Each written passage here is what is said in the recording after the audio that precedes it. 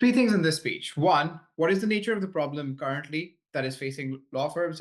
Two, why does the partnership model uniquely cause these problems? Three, how does the PE model change it? And what does the PE model generally look like? First of all, let's just look at what the nature of the problem is in terms of what's facing law firms right now. I think the first thing to note is that there is a capital crunch when it comes to large law firms that are oftentimes commercial law firms, because this is probably what this debate is about, given that they make the most amount of profit. The reason for this is over the past few years, lots of companies are not spending very heavily on legal fees because of COVID, because of the war in Ukraine, so on and so forth. Secondly, deal making activity is down, again, because of COVID, because of the war in Ukraine. And right now, these law firms have a unique opportunity to bank in on all of the capital that is left for all of these activities, given that firms have to offload this capital and expand. That's the first thing. Or the money that they historically had access to. The second problem is with regards to efficiency. Oftentimes, law firms in current partnership models are run by managing partners and so on and so forth. These people are lawyers, but also expected to act like CEOs. They don't really have management experience. They don't have experience of managing personal relationships with employees and so on and so forth. This variety of problems that I'll discuss later on as well. The third problem is with regards to accountability. Oftentimes, partners are not held accountable for whatever they do, how they treat their underlings, or any unethical stuff that they're doing, simply because they're bringing in a book of business, and law firms generally think that they will leave. And the fourth problem is with regards to the distribution of compensation, where partners tend to hoard lots of money for themselves. Money, people in central functions don't get raises, whereas partners generally get. So let's take a look at these problems one by one. I think in terms of a book of business and just in terms of capital raising, the problem with partnership models is that they are very individual driven. It is very difficult to come up with a precise business development strategy, because oftentimes strategic decisions in a partnership model have to come through consensus. For large global law firms, you will probably have to get lots of different partners across different geographies to then agree to decision making happening within certain areas. So it's very difficult to strategize, to make decisions, and by the time you make decisions, a lot of time has passed through. So that's the first issue with regards to capital raising. With regards to management in general, it's also there's four separate problems. The first problem is partners tend to hoard institutional knowledge, so knowledge of industries, knowledge of clients, so on and so forth within themselves. That's just so that they can keep themselves competitive, but also if they want to change law firms, that they can tell another law firm that I have a book of business that I can bring over, and I have knowledge that only I can bring over, as opposed to sharing this knowledge. The second problem is with regards to managing client relationships. It's not just institutional knowledge. They also uniquely solely manage these relationships, whereas oftentimes in the private equity model, things are different. The third problem, it just under the guise of management, is one, they're doing a lot of work. They're also partners working on separate cases or separate deals, for instance. They do not have the time to, for example, check in with the work of daily associates, for example, or even their emotional concerns or mental health concerns, so on and so forth. So management becomes an issue, and communication becomes an issue if a partner is always gone on a client trip and is difficult to reach, which makes things a lot more inefficient, and it takes associates a lot more time to get things done because communication lines aren't open. They're just that busy. The fourth problem, just generally outside of management, is then accountability. As I mentioned, partners bring in a book of business. They have relationships not only with clients, but also relationships with other senior partners. This means that if associates have complaints, such as a partner probably abusing them, or for instance, not treating them fairly, it is very difficult for HR teams, for example, to fire this partner or to hold them accountable. I'll take closing in a second. To hold them accountable, specifically because in the law firm arena, non-competes as a thing don't exist. So if you do tell a partner to fuck off, they actually do fuck off, and they're going to go to another law firm. So law firms currently have no incentive to keep accountability as is. And before I move on to the next one, I'll take closing. My friend, private equity is not going to hire angel managers. They have every single problem. They have some book of business, they have some connections, they have their own motivations, and they are far apart from each other. Therefore, the communication is efficient. It's the same. You just call them partners. I call them managers, no comparative. Yeah, sure. I'll just explain that later on, but I will get on to that. The last point I want to talk about is just not only just distribution, but treating employees. Oftentimes, one of the biggest problems with law firms right now is that women or people from ethnic minorities who are already like a minority within the lawyer group don't get things like associates not getting as much compensation as others because there isn't standardized compensation for everyone. It goes through billable hours, or also partners also make arbitrary decisions around who worked the hardest to give this off. Oftentimes, because partners are old white men, they oftentimes do not give this sort of access to fair distribution of compensation to these people. Now, how does private equity change this? Let's just note what private equity does when it comes in. It's not just private equity just buying up a law firm and an inflection of cash coming in. Oftentimes, private equity firms, or well, in most instances where they take over a company, will hire a professional CEO, but they'll also hire a professional managerial class of workers as opposed to just these people coming in. The old guard oftentimes goes out, but in partnership models, they can certainly stay. Now, the claim from opening government is not that, oh, partners will just disappear, partner incentives will go away, partner interests will go away.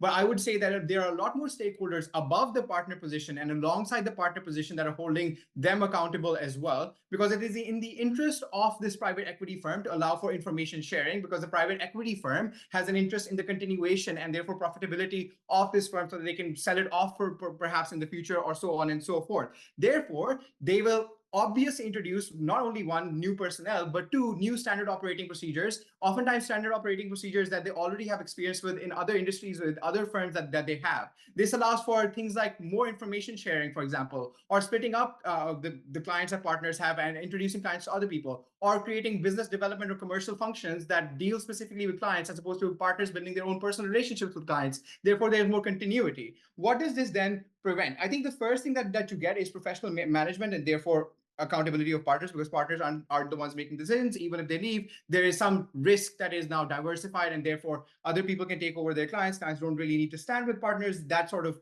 silver bullet that partners have no longer exists. With standards, it's obvious that what they're able to do, but I would also note that they have a lot more money that they pump in to this firm, which allows for things such as automation, i.e. redundant functions probably go out, things become a lot more efficient. The impact of this is very clear. One, law firms become a lot more efficient. Two, associates don't have to work overtime to the point that they fucking die. And three, law firms are a lot more stable as opposed to entities that have to go through cycles of a managing partner leaving and then getting fucked. For all these reasons, very proud to propose. Momentarily.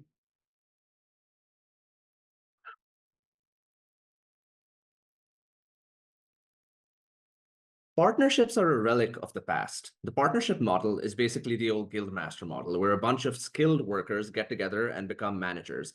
The issue is they're not as good at managing as professional managers are, and the harms of this are going to become increasingly clear over the course of my speech. But before that, I want to engage with the reframing characterization that came out of opening opposition, which is basically the law is doing well, why do we need to do this? Several responses. First of all, it's not universally true that the law is doing well, and I have no reason to believe that this model is localized exclusively to like the United Kingdom or the American continent.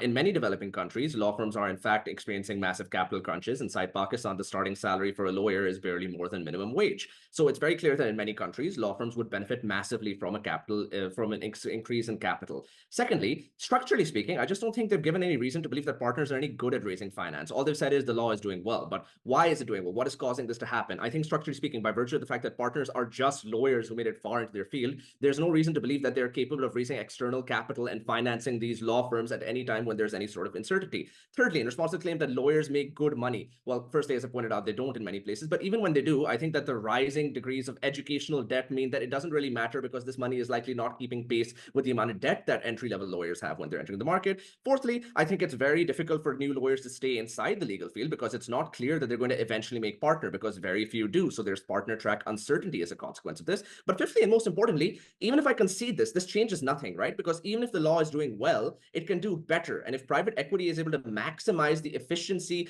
and the use of capital inside these firms, then I think that it doesn't matter if the law is doing well, because we'll make it even better and consequently reap even greater rewards than the legal system is doing in the status quo. A few issues I want to discuss over here. First of all, what happens when there's not enough money, or to be charitable, what happens when we can raise more money, which I think everybody agrees is a direct consequence of private equity firms being involved by virtue of their expertise, their contacts, and the fact that they just have more money than partners do in the first place, because they're not partners, they're business managers. Several things. First of all, I think they're able to expand, which means you're able to increase the access do the law inside remote areas in different countries and even within your own country in different jurisdictions. Their response, this is not a good thing because the law varies by jurisdiction. My response, okay, that's very true. It is complex to expand the law into different jurisdictions, but critically, it's still important, right? We don't want to have black holes where it's difficult for the law to be accessible to people. And this is, again, a very real problem in many parts of the world where you have very large portions of a population stuck inside rural living where they don't have access to the law. If legal firms can enter it, even if it is difficult, even if the law does become more complex, then I think this is a net good because more people have access to the law. And I think private equity firms have the money necessary to hire the experts necessary to expand into these markets. Secondly, equity firms are more likely to invest in legal technology, such as automation, AI, and a variety of online services than partners are. The couple of reasons for this are pretty clear. As opening opposition concedes, partners are to some degree profit maximizing, probably not as much as private equity firms are. Consequently, I think we can assume that the private equity firms are even likelier to invest into legal technology. And with increased investment in legal technologies, you are likely to, in the long term, make legal advice, legal services cheaper for everybody. So I think that ends up being another net good. Their major claim here then is, well, you're likely to have reduced pro bono action. This is really critical lifeblood of a law firm. I agree that pro bono action is good, but I think that the trade-off here is with more net access by virtue of making it cheaper and expanding the geographical scope of the law. I think it is more important over here to have structural imperatives which produce more access to the law for everybody than it is to fundamentally rely on unstructured charity, which is what pro bono work basically is, because that can dry up the moment that goodwill starts drying up and the moment that push comes to shove. Because no, pro bono work starts going down the drain the moment that law firms encounter fiscal difficulty. Consequently, I think anything which expands the capital access of law firms is good because it means you have a more reliable source of legal services for a greater number of people. Even if pro bono work is easier to valorize, it's not necessarily better. Second issue then on management and why this is better. I want you to note, first of all, there's not been a meaningful response from opening opposition on how partners are largely unaccountable forces by virtue of the unique role they hold inside these firms. If anything, the family-like structure and the role the partner plays inside the legal firm that they've identified leads into this argument because it makes it even harder to hold the partner accountable as a senior member of the firm. Secondly, I don't think there's been a meaningful response to the argument we've made regarding how consensus is really difficult in large firms with partnership structures because every partner needs to be involved, as opposed to in private equity, a handful of appointed corporate managers and a CEO having to make a decision. Thirdly, I think they haven't engaged with the fact that when your partner is the central figure inside your decision-making, you have a greater risk of institutional knowledge and client relationships being lost at any point that the partner feels they've been antagonized by anybody over here. Their major response here is that partners aren't likely to fuck anything over because they value the reputation of the law firm. So consequently, it's really, really important to them. My major response here is, yes, it is unlikely in many cases for partners to leave, but that's not an important enough reason for us to not care about the insecurity which emerges in the extent that a partner leaves and that the partner manages to mess everything over. Moreover, however, I don't think they've engaged with the fact that management also leads to a couple of other extant benefits, namely that you get rid of operational inefficiencies and outdated practices because the harder focus on the profit motive means that you're likelier to produce better and better outcomes over there. So management is likely to be professionalized in a way that, again, partners, by virtue of being lawyers, not managers, simply cannot reproduce no matter how profit motivated they might also be. Before I go on, I'll take closing. Okay, I'll take opening. Law is not a capital intensive industry. You pay rent for office spaces, you pay your lawyers, you get paid on fees for all the work you do. So what are these capital costs other than some subscriptions for legal tech, which happen on both sides?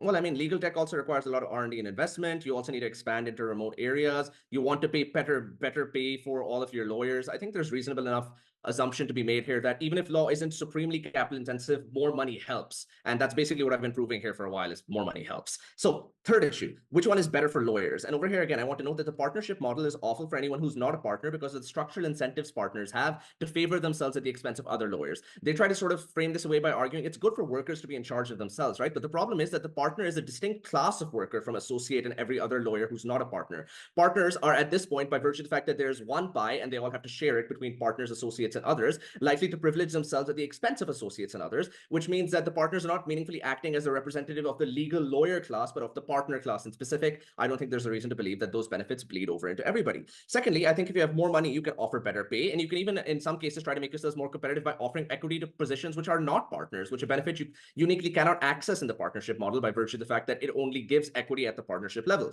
Thirdly, I think, as we pointed out, private equity likely copy pastes many of the programs that they have across the thousands of companies they own, which means you're possibly able to introduce things like wellness programs, compensation programs, possibly even mental health programs into your firms, which it is unlikely that partners would have had the same structural incentives to reproduce, again, by virtue of the fact that they are not skilled managers and frequently do not understand the unique vagaries of what may be going on inside a company by virtue of their inexperience and inability to do so. Consequently, I think that the law in many cases is not doing well, but even if it was, more money is good for a variety of reasons. On all of those grounds, extremely proud to propose.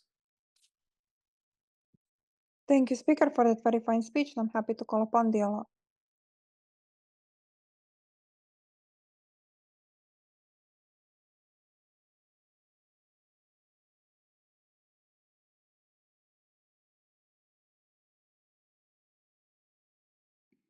Everyone good? Yeah.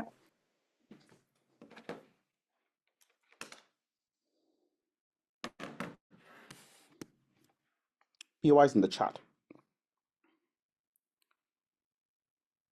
When private equity firms have entered major industries in the past, like healthcare, like news media and journalism, like major media organizations, like private educational services, they usually don't invest in mental health services, expand to poor rural areas, and increase the accountability of firms. Rather, they transform these firms radically by restructuring them, laying off substantial numbers of workers, engaging in aggressive cost cutting, heavily downsizing, and then selling off the firm immediately to the next buyer rather than keeping the firm for a while, such that you want to inculcate a culture of more productive workers with better mental health, such that you want to inculcate a culture of expansion into a rural area where you gradually build a trust until the poor people can pay you a meaningful amount of money. I'm going to explain why structurally these are not the way private equity firms operate, because they are not just engaging in profit maximization in the abstract, but specifically maximizing profits over short-term time horizons that allow them to sell off companies quickly. There are two reasons why private equity firms are more short-termist than most alternatives. One, because they have to buy out firms through leveraged buyouts. This means they have to take on immense amounts of debt that they have to pay off, especially in a high interest rate environment right now, in order to buy a bunch of law firms, often a bunch of law firms simultaneously. If you're going to do that, you have to pay off the debt, and you can't keep up massive costs of upkeep right now that will allow you to hold on to these firms for a while. So you want to inject and extract as much cash out of them so you can both pay the debt and gain a massive return on investment, and then sell them off because you've done a lot of damage to them in order to get this immediate return. But second, private equity firms have qualified clients, like accredited investors, who have a range of alternatives to gain long-term consistent returns, like investing in bond markets or investing in some equity if they want long-term consistent returns. They choose private equity markets because precisely because they are private, they can gain massive returns and massive capitalization immediately. That's the incentive of private equity firms. So every argument they make presumes you want to make profit in the abstract without analyzing the nature of profit that private equity firms make, which is they want to get as much profit right now, use that profit to make other investments and pay off the debt in a leveraged buyout, and sell off the firms immediately. This has a couple implications for OG's absurd argument on expansion. One, when they do expand, the form of expansion is not likely to be a rural remote area where you have to charge much lower prices. A law firm might expand to a rural remote area if it believes it can build a market there gradually as people realize there's a law firm there, begin to trust using the law firm, begin paying out small amounts of money, and then gradually work their way up as their willingness to pay for the firm increases when they see the firm do good work. This is not a time horizon a private equity firm has the ability to use. Second, they aggressively shorten cases. They push clients into settlements because they want the payout from clients as quickly as possible. That means they cannot fight long, drawn-out cases. They want quick answers, meaning clients don't get justice. That means an unknowing client from a rural area thinks they're accessing a good legal service, but it ends up fucking their life over. But third, expansion is inherently constrained geographically because different local regions often have different jurisdictions themselves, so the scope for expansion and accessing OG's limits is fundamentally limited. I want to first chat about the social effects and then the management effects. Their claim is there is a capital crunch when it comes to law firms because companies are not spending legal fees due to COVID. It's actually the opposite. Law firm funding is anti-correlated with how the general market is doing. Why? Because when there is a broad increase in low profitability, company malpractices, and substantially more firing, there's a lot of renegotiation of contracts. There's a lot of hiring insurance when damage happens during a recession. There's a lot of drafting new laws that need corporate updates. This is all a period that is prone to substantial increases rather than decreases in lawsuits. So weak recessionary environments actually drive more rather than less capital into law firms. But it's actually their side that creates a capital crunch when it comes to founding, because private equity firms don't want to create new law firms. Often lawyers want to found law firms, but if a lawyer founds a law firm, their goal isn't just to sell it off immediately. It's often to build a vision of themselves as a lawyer rather than just make money. When they realize private equity is the only one who can meaningfully invest in a firm, fewer firms are founded, so the capital crunch is more severe at the founding process on their side than on ours. I want to weigh social effects over effects on management and profitability. They say, well, lawyers are poor in some countries like Pakistan. Literally, the starting salary for a lawyer in India is 3 lakh rupees a year. That's not a lot for Western standards, but comfortably in the top 5% of India. Why is this true? Because becoming a lawyer, number one, takes energy, takes effort, takes going to law school. You have to be compensated for this. Two, there's occupational licensing. You have to take the bar, which creates artificial scarcity in the number of lawyers that exist. So it's far more important to cater to the interests of customers and clients than to lawyers. And we give you a clear impact here. Look, you still care as a legal partner about good management and profitability. Quite plausibly, you hire external management because remember, you hold equity in the firm. That equity is your retirement savings. So you still care about profits, but you care about other things too because you're a lawyer. You go through law school, which tells you it's good to care about other things. You opt into this program because you want to give people legal access. This is why we see cultures of pro bono work, for example. OG says pro bono work is unstructured, but unstructured does not mean it's great. Pro bono work is the only way the vast majority of people can access lawyers. This is low-income criminals who are left otherwise with overworked and underfunded public defenders. This is people trying to strike lawsuits against corporations, which, by the way, are more unlikely to happen on their side because you're more interconnected with private equity and financial firms, which creates a conflict of interest because private equity also has investments in things like major corporations that it doesn't want its firms suing. This also reduces competition among firms because one private equity firm will often buy up a bunch of different law firms, thus effectively consolidating them. Even if they function as independent entities, they are not competing, allowing them to charge higher prices even for ordinary clients and not meaningfully expand in the way they want. So lawyers don't engage in socially beneficial practices because all they care about is profit maximization that happens in the immediate short term.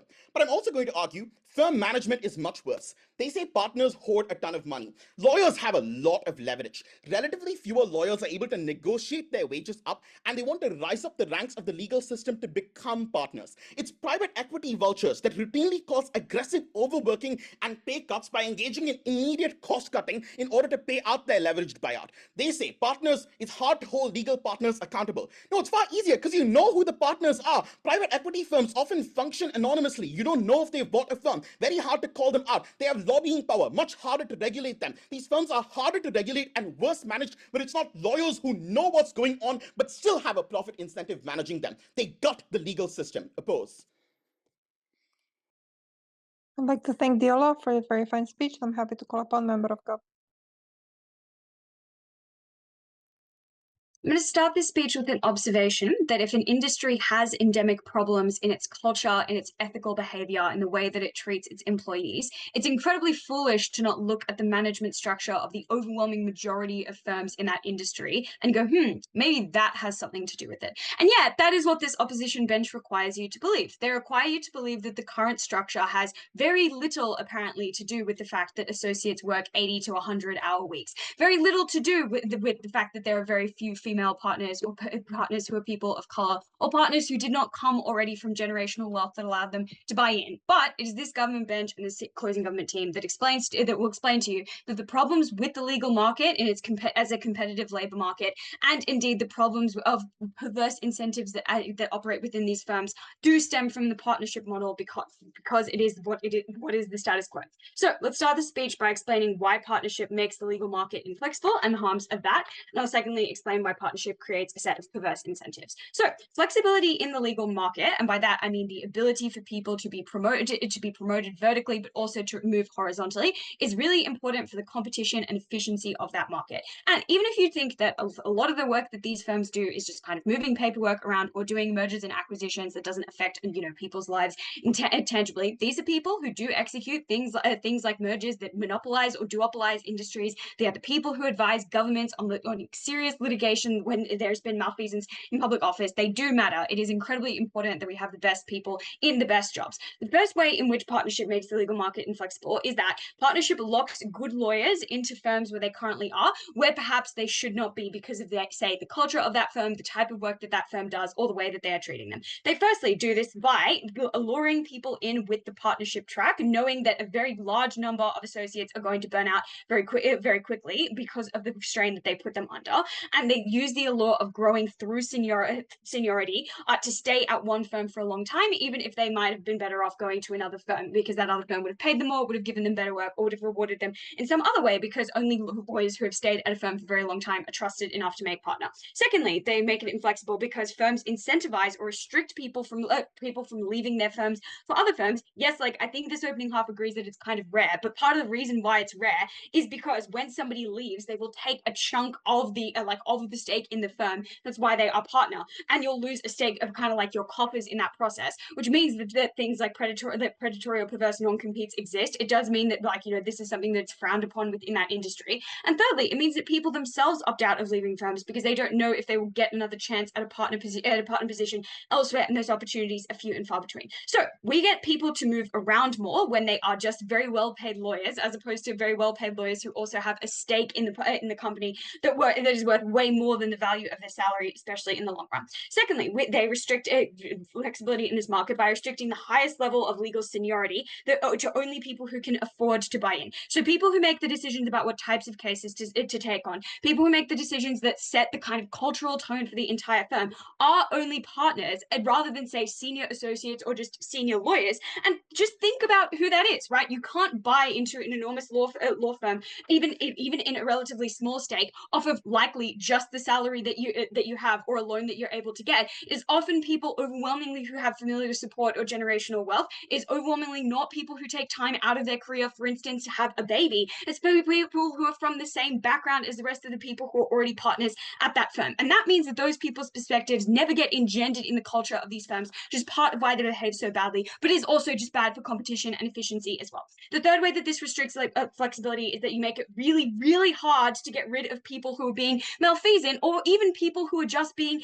inefficient, because you have to buy them out. And that artificially raises the tolerance of law firms to the kind of inefficiencies and poor behavior that they're willing to tolerate, as opposed to firing them otherwise. It leads you to keep people around far longer than you should have, while they're not being efficient, while they're not creating value. Compare that to private equity, which would be more efficient. And open opposition's response to this is like an eye roll and to suggest that we're symmetricizing this. But if you're running, say, a hospital and you're a CEO, you take a different approach that is in line with the standards of that industry as you would if, say, you were running an architecture firm. Like, it is not insane to suggest that the people who would be in charge of managing these types of firms would consider why the legal sector is treated the way that it is, what it cares about, and the people that it serves when they are formulating the types of strategies that they would engage in that respect. So at the end of that, you should believe that labor markets in the legal sector are way more flexible at the upper levels, that people get rewarded when they should, and that people who ordinarily would not be able to buy into being a partner of a law firm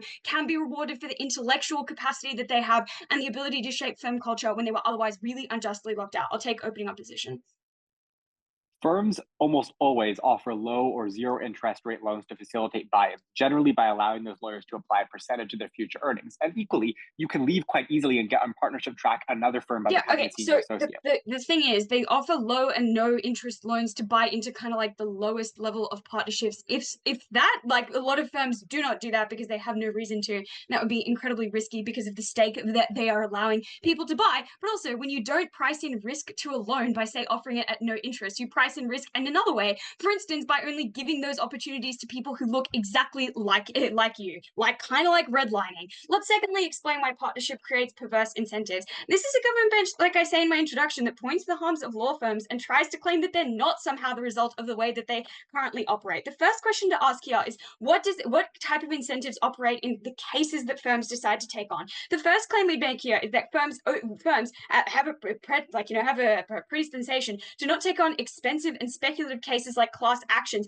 without the litigation funding that opening opposition describes, which I would note is one, illegal in many parts of the world, and two, relies on the judgment of non-lawyers and corporate captured private equity firms that this side thinks is so bad to directly decide what cases a firm is going to take on, as opposed to, say, giving them money and giving them the ability to fund and take on those cases when they, lawyers who are bound by ethical standards determine so, and to balance out that type of incentive. But secondly, they engage in predatory behavior, like ambulance chasing and coercing people into settlements, like pressuring people to take those. So that is a far worse way for them to behave, and it doesn't happen when you remove the incentive of partnership. Let's secondly explain why partners behave badly. And the analogy here is just that this is like if you allowed the most perverse shareholders who directly have all of their money in this firm to also operate all of its operations on a day-to-day basis with basically no supervision. So they do engage in unethical behavior. They do pressure associates that they know will burn out to fudge their billable hours. They do behave poorly in litigation in ways that make the entire justice system work. And they incentivize firms to cover it up, because if a finding is made against that person, then an enormous chunk is taken out of the coffers of that firm. They say that lawyers go through school to be a lawyer and therefore won't do stuff like this. I think that very educated people do unethical things all the time. Proud to govern. Thank you, Member of GAF, for that very fine speech. I'm happy. A simple extension from closing opposition. The competition on the market of controversial David and Goliath cases exists only on our side of the house. These are the cases that have large multinational corporations that cause huge amounts of harm and regular fork on the other side. These are the cases we're talking about. These are the cases that are likely never going to see the justice being reached and any conclusion to the victims. Notice, first burden that we kind of had to prove for this case to work is that this move is going to lead to a monopolization of the law firm landscape. First of all, since law firms are generally always a necessary service for people and for companies, this is something that is seen as a profitable investment to make, because there isn't likely to come any change in the economy that is going to make these jobs worthless and not necessary, unlike other things. But also the cost of operation is extremely low, because you don't have to pay for any machinery, you don't have to pay for any offices, you don't have to pay upfront in order to boost these things. And also it's a developed market that exists for millennia or so, meaning that these operations are relatively simple and don't take huge amounts of time for you to get used to and to manage them. This means that private equity firms will want to buy as much law firms as possible when this gets going. They likely want to invest large amounts of money in order to get this amount of market share that is going to be necessary for their operations. This means that they're likely to buy previous competitors in the same field. These are fields such as the tech field, such as the field of medical health, such as the field of rights for workers and stuff like that, environmental law and stuff like that. This means that previous competitors that were partner organizations and traditional law firms are now faced with a decision. Are they going to sell their company, their firm, to a biggest buy ever that is likely never going to be matched because of this shift, or they're going to try and hold their ground and be a competitor to the megalot and the monolith structure of multiple law firms held by the private equity. Also, secondly, the most professional and skilled lawyers will be funneled into these private equity law firms now, because they can offer the greatest salary, because they can jump the way of you reaching the prospect of being a partner when you're an associate, because now you match the salary that you once were projected to have as a partner. Also, it's going to be like sell or die. Your options aren't like now, am I going to go into one traditional law firm or the other, but rather I'm going to go with David or Goliath, and David is fucking weak and can't pay for my caffeine, while these guys have MacBooks and go to, I don't know, Aruba for vacation. Also, thirdly, they have capital and power to push out existing and resilient people on the market. First of all, they have marketing power. Second of all, they have lobbying power. Third of all, they can pressure the universities that are going to pump out the best lawyers into the market to funnel them into these private equity, stuff like that. Notice how monopolization of a market creates a conflict of interest in the long run. This is the second burden here, because we have to prove that there is a conflict of interest that is going to halt the ability of you to have these cases that are extremely valuable. First of all, so far, public equity firms held ownership over terrible companies violating law, and they had support from a traditional law firm that had extremely skilled workers and stuff like that. But notice, there was always competitors that want to push for regulation to be met. They want to push for, they want to catch you slipping sleeping, haha, trap shit. They want to catch you sleeping in order to charge the huge amount of money that there is going to be charged if they catch you sleeping. Now, when you own all competitors in your market, there is nobody to catch you sleeping. And people that can catch you sleeping don't have the capacity and the ability to actually do anything with it. They don't have the ability to push for political capital to get this to court. They don't have the ability to push for lawyers that are going to make a lawsuit when they're faced with such huge, how do you say, power on the other side. By buying out the competitors, they are taking out potential opponents. Now notice, when they own majority of law firms specialized in healthcare law, there is no one skilled enough to push them when they violate healthcare laws. Secondly, when they have the most skilled and professional lawyers, they're never going to be met with any resistance. But thirdly, this puts an absurd amount of barrier to push with a lawsuit, because any lawsuit that might be pushed is going to take extreme amount of time to actually get to court. They have hearings, then they can postpone it, then they can wait for new regulation to come in place. They can do whatever the fuck they want.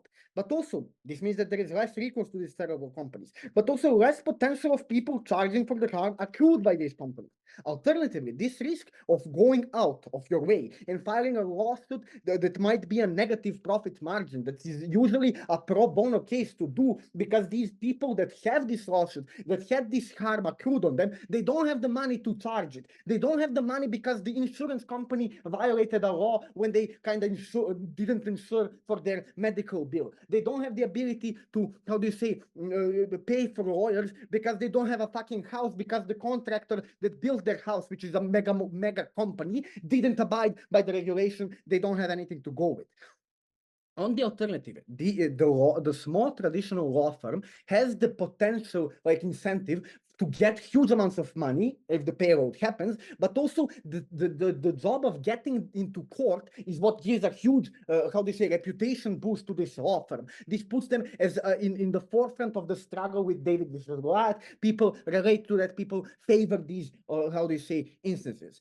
Now, notice, we don't even have to have a monopoly to have this. Even if you have multiple private equity owned firms, and no monopoly, we still have huge harms. Because first of all, it doesn't look profitable to go against a big fish that is as big as you. Before I finish this argument opening.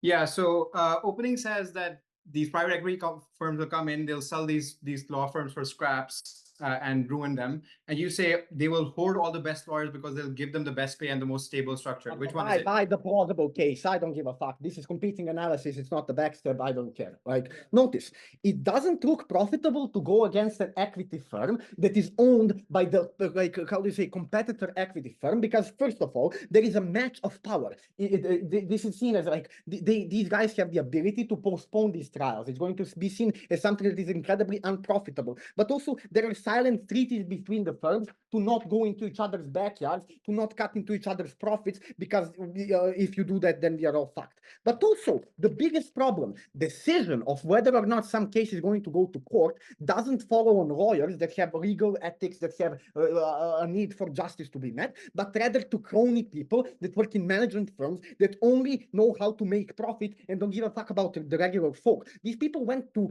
NYU. These people didn't go to normal regular day schools, and they didn't interact with regular people, meaning they don't have a relatable inch in their body. And this means that these interests are going to be mismatched. You're never going to see these companies go to court. You're not going to see any justice. Proud to stand in closing opposition.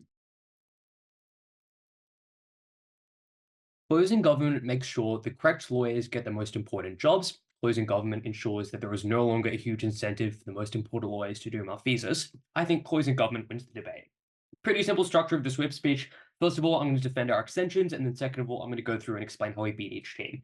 First of all, our extension on the labor market, because this is simply not attacked by any team in the debate. We explain to you when you have to pay in order to get the most senior positions in a firm, it means the best lawyers don't access those most senior positions. We explain to you, it means that it is far harder to kick lawyers out when they do malfeasance or they do bad practices, which means the most senior lawyers are often not the most qualified. We explain to you that this enables discrimination because you need to be in a position for an incredibly long time in order to gain this position of seniority. The weighing on this issue is quite clear, and I don't think it's ever contested, because first we address the issue with OG because they identify the fact there is a problem in the market. We explain to you why this partnership specifically is the thing that caused it, and that's why removing it would solve it. And this also beats OO because they seem to gesture at the fact that like, oh, it's actually profit maxing that leads to all these cultural issues. We identify the very fact that it is partnership and the entrenched of labor that causes these things. So that issue alone should beat us over this opening half. But second of all, in our second extension, we explain to you why this creates active incentives to do malfeasance. That is, if your firm goes down, not only are you losing your job, but you're losing a huge portion of your assets. So you're far more likely to do things like pressure clients into taking deals, or far more likely to do things like cover up important pieces of financial information. That explains the incentive. But second of all, we explain to you that the firms themselves don't want to prosecute you or even look into things that much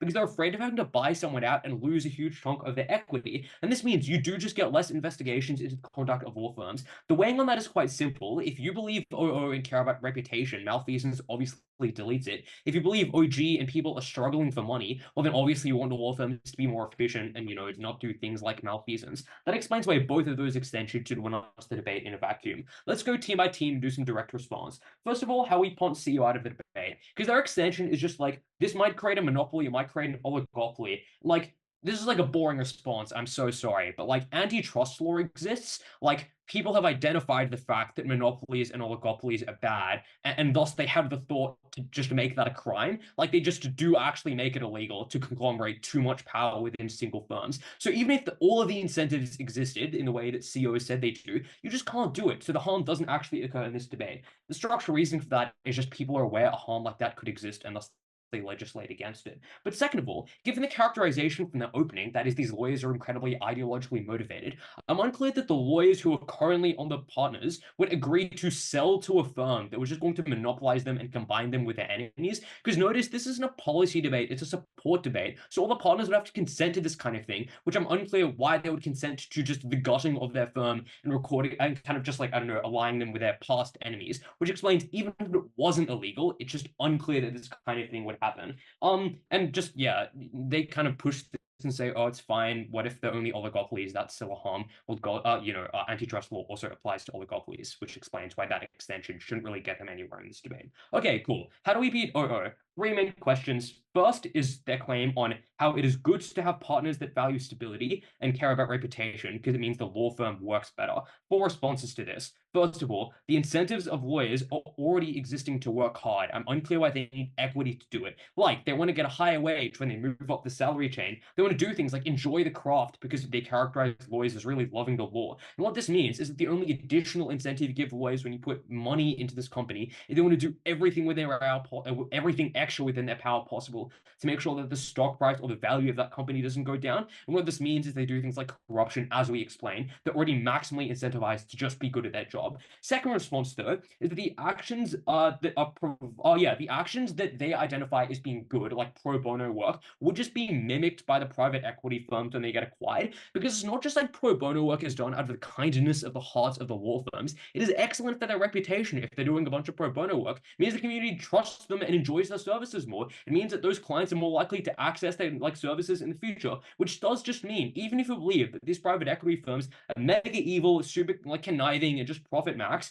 they just still do pro bono work, and I think this happens symmetrically. But second of all, we explain to you, so what that means is that the stuff about how it is very important to have stability doesn't really work in the debate because it's not super important. But additionally, we weigh this out with our material about how we have far better market flexibility, because the stability they get isn't stability of like really good lawyers being good at lawyering. It is just like old dragons dying upon their piles of gold because they can't bear to part themselves with their wealth, or they can't actually get kicked out of the company. So if they get stability, it's just stability of a bunch of kind of bad lawyers, which explains why that claim doesn't really stack up in the debate. The second claim is that private equity firms got into story the very soul of the law in a very moving extension. But first, as identified before, this is a support motion. So if a private equity firm came up to me and my law firm, it was like, I'm going to destroy everything you stand for, may I please buy your company, I would be like, no, thank you, I wouldn't allow that. And what this indicates to you is that these most conniving actors probably can't get away with this kind of thing, but if you believe they're kind of hoodwinked in doing this kind of deal, it's likely that they install various terms and conditions into the sale to ensure that these lawyers still have some level of power within the business, to make sure the worst excesses of open opposition can't happen. It ensures things like a certain amount of pro bono hours do still have to happen, which does just mean all of these harms are avoided. The final claim is about how private equity does nasty things, but yeah, this is beaten by the stuff about how this is a support motion. Before I move on, I'll take OO. Yeah. Yeah, I'm confused by the supports motion claim. You'll get a lot of money to sell the firm immediately, which means you'll often take up this money. If you're a short-termist private equity firm that wants to max out your profits, you don't care nearly as much about reputation, especially not the kind of reputation that comes from pro bono work when most of your clients, you want them to be really high-value clients. You don't engage our claims about minimal settlements, about exploitative Okay, behavior, and so on. so two responses. One, the supports motion doesn't work in the private equity to law firm. It is the law firm to private equity, which means they wouldn't sell to the private equity firms. Second of all, if they are just profit motivated, they want profit into the long term because you characterize these law firms as being financially healthy and good sources of income. So why would you scrap them for parts? Surely you just buy them and run them into the long term, plus you do care about reputation. That should deal with opening opposition. How do we beat opening government? Their claim here is that generally partners are very busy and bad managers, but we weigh over this pretty significantly when we explain that they actually do malfeasance and coerce people into doing cases that are against their interests, which actually gets that impact to people who access the law. They additionally explain to you that it's good when we get money. First of all, none of our case relies on you believing the fact that the law sector is just completely, impoverished. And second of all, even if you believe this kind of claim, we explain a far better impact because we avoid the harm of corruption and malfeasance, while they maybe get a website when a private equity firm gives you more money, which explains why our claims are pretty significantly more important than theirs. Yeah, prior to close the government.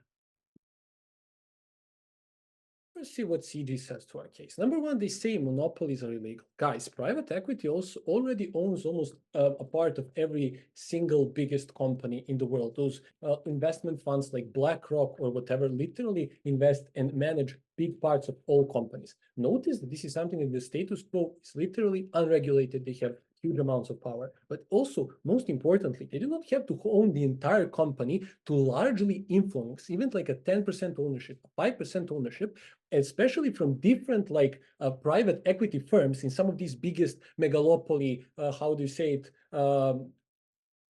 law firms, is still enough for them to be able to dictate you that you cannot take these cases which we talk about, because those are big cases against big companies, which is something which will be voted on by the board of directors, which is something that these private equity firms will be directly opposed to, because you're going against companies in which they already have equity, which means that if you win against these companies, private equity is losing money from its pocket, so it can move it into its another pocket. All the while, these companies are dragged upon the media and viewed really badly, and it's known that they're losing a lawsuit, and it can potentially even become a court precedent, which is very bad for private equity. That is why they nip this even with minimal ownership. But also notice that Lucky proves that it's likely for them to have even bigger ownership in the future. And if they have like such small ownership, who the fuck cares? You don't get any of your impacts as well. But also, what is then the second response? They simply won't accept to sell these law firms. Number one, Lucky gives mechanisms why you are forced, because of the fact that these private equities are much bigger, have more money, can give more marketing than you, can pay their workers more money than you, that you are afraid that this will happen, and that's why you sell, no engagement. But secondarily, even if they do not accept, again, you do not have impacts on your side, so you have to also have them accepting. But thirdly, new lawyers just need to perceive this private equity as a place which will give them more money, and then if they move from these small traditional firms to this private equity, because they don't believe I can become partner in their way, I will take more money, bigger like job security, whatever, or private equity, or where I can move jobs, as CG says. This means that these traditionals just die out on their own, even with no this is market, whatever. Then finally, what they say, but the private equity would also do these pro bono cases or this good work for reputation. Look, this might be true for what opening opposition says. I help that row inmate. That is a small impact realistically. What we say is we need to sue big companies. We need to sue Rio Tinto when they do ecological damage in Serbia. Who is going to defend these people who have been inappropriately expropriated against the country, against a big company? Private equity has no incentive to do this. Number one, because if they go against the country, then the country can further on through regulation or through just crony politicians making a deal with the private equity, they can possibly negotiate good deals for themselves, which is much less likely to happen for a small lawyer. But number two, when it comes to companies, then they are afraid. They do not want to go against big companies because number one, they often own them, as Lucky has already explained, this goes directly out of their pocket. But number two, if other private equity owns that company, then they're going directly against that private equity fund, which is then a danger good for them, because then maybe that private equity fund will want to sue them back, or maybe they will step out of the deals of the companies where they own the companies together and invest together, which is very risky. Many of these deals happen behind closed doors. I say my company has fucked. We are both big private equities. Can we deal with this so you do not have anybody, how to say, putting this to court, whatever. This is very clear extension and very important. So then let's look at the OO. Number one, what does Max say? Sometimes these guys will be good, do pro bono because they have been taught in university to be nice. Listen, guys, like I think closing government responds well to this. Probably sometimes private equity does pro bono. We uniquely bring to you when private equity will never do pro bono, and why this is very important. Even if it's not pro bono, on our side of the house, this is still a case which only, how do you say, traditionals can do. Number two, then Tejas comes and explains private equity are basically idiots. They buy these law firms for which him and Max both give reasons are need trust, need stability, need to exist for a long time, and then they will destroy these firms and sell them to somebody. To who? Tejas, God knows, as that video says, to who? Tejas fucking Aquaman. This works in tech fields and for how do you say it, startups, because there is a perception that this thing still holds value as an idea, even if it has no workers, even if it has been stripped back a lot. This does not work for law companies. Therefore, this whole idea is meaningless. Tejas cannot just assert it, because sometimes private equity does something with some of their investment. It will certainly do it with all of their other investments. There is also example like private equity still holds bonds. They still have long-term positions. It's not the only thing that they do, and it's especially not the thing that they will do now, where it makes no profit incentive to do. If Tejas can figure out that this will fuck a law firm, probably a private equity officer can figure out as well. I love you, Tejas, very smart guy, but not that smart. Okay, I will now take, yes, OG.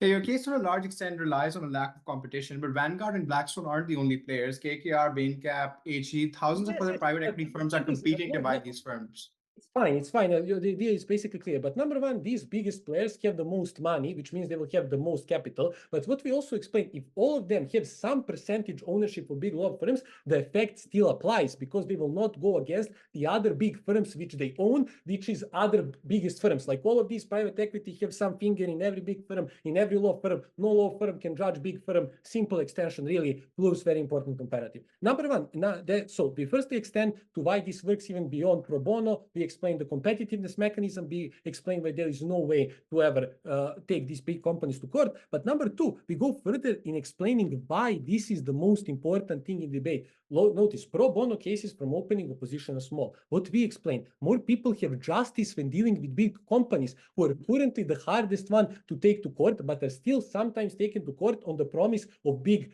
reputation and big amounts of money, which is non-existent on the comparative. Number two, companies have to be careful, because they have to do some preemptive measures not to make big fuck-ups, because they know they can be taken to court. On their side of the house, the company knows that its owner basically owns the law firm which will most likely take it to court, so they can be more reckless with what they do. But number three, when these cases go through and when these companies are beaten, they often become precedent, meaning in the future it's easier to sue companies. So even if you prove that sometimes more cases are done, this is more justice for people, this is more precedents for protection in the further, but this is something that the companies always have to be watchful over, therefore making better policies from the start. Please vote for the opposition. Thank you very much.